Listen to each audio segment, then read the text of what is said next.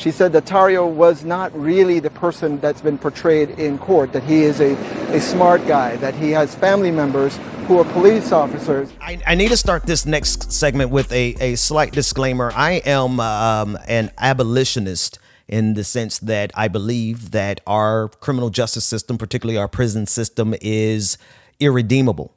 And it's because of how they intentionally have designed it. And so I am generally opposed to sentencing someone to prison in this system. That said, we live in the system we live in, and prison is still the reality of the United States of America. And until such time as abolition comes, some people need to go to jail. Like Proud Boy leader Enrique Tarrio, who was just sentenced to 22 years in prison for his part in the January 6th insurrection. He was one of the key organizers of that insurrection, and now he is facing 22 years in prison. Imagine going to jail for 22 years for someone like Donald Trump.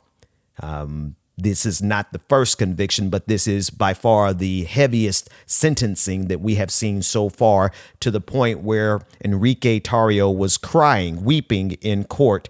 And as this one CNN reporter lets it be known, multiple defendants from January 6th, Proud Boys, people who wanted to overthrow the government in the name of Donald Trump, they were weeping and sobbing as their sentences were handed down. And he sobbed alongside that, really, emphasizing what she was trying to get the judge to understand, that she said that Tarrio was not really the person that's been portrayed in court, that he is a smart guy, that he has family members who are police officers. And she said, I beg you to not give him 33 years. In the end, the judge accepted the prosecutor's reference that this was an act of terrorism, but he did not endorse the additional time that would have brought to the sentence. That's the reason why, Wolf, we see him getting 22 years instead of 33 that prosecutors had asked for. So to be honest, Enrique Tarrio got off easy. He got 22 years instead of the 33 years that prosecutors were asking for. Tarrio is the final Proud Boy leader convicted of seditious conspiracy in the January 6, 2021 attacks.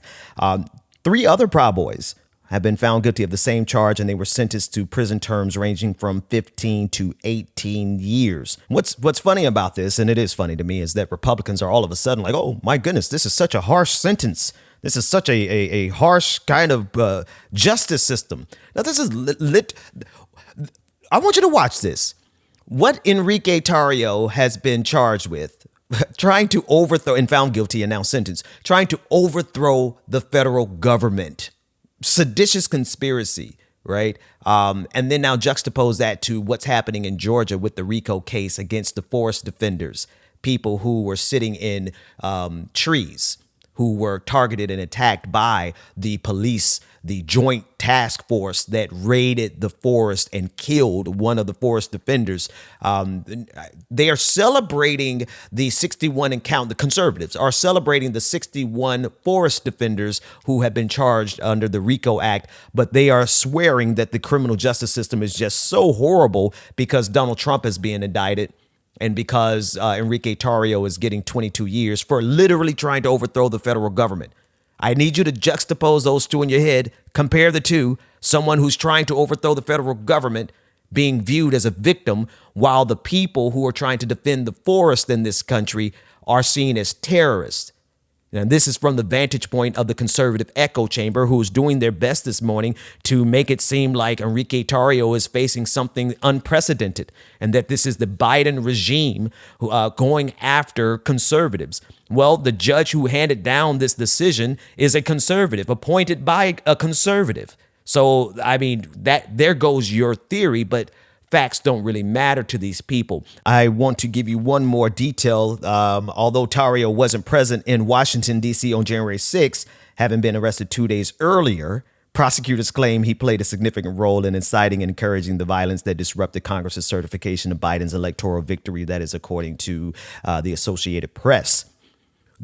What's funny is that conservatives all around the world, called the country rather, they are using the fact that he wasn't in Washington, D.C. on January 6th as an example of how frivolous this not only his indictment, his conviction, but also his sentencing is. They really are just condemning it all. They're saying, oh my goodness, he wasn't even in Washington, D.C. when the insurrection happened. That's because federal authorities had already picked him up. They were already investigating him. They weren't able to stop the insurrection, but they were able to get the leader of the insurrection, short of Donald Trump, right? Enrique Tarrio was the lead of the forces on the ground, and they got him 2 days before the insurrection. One of the interesting things about these sentencings is that almost every one of these men has cried as the judge was considering their sentence. In one case, Dominic Pezzola, he was one of the lower level members of the Proud Boys, but he played a key role. He broke those windows that allowed the mob to get into the building. And after he was sentenced, the judge left the room and Pezzola stood up with his fist raised and said, "Trump won." So they were crying. I really played that portion of the clip because I wanted to emphasize the fact that these Proud Boys were crying. All the toughness and all the violence and all the hate-filled rhetoric, when it came down to their sentencing, they were crying and sobbing. But that was even fake because, as you heard at the end, one of them decided to declare Trump won anyway.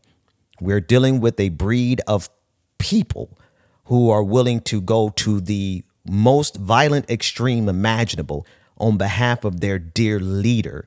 And when they are held accountable, they weep and they sob. Well, too bad. You should not have tried to overthrow the government on behalf of Donald Trump.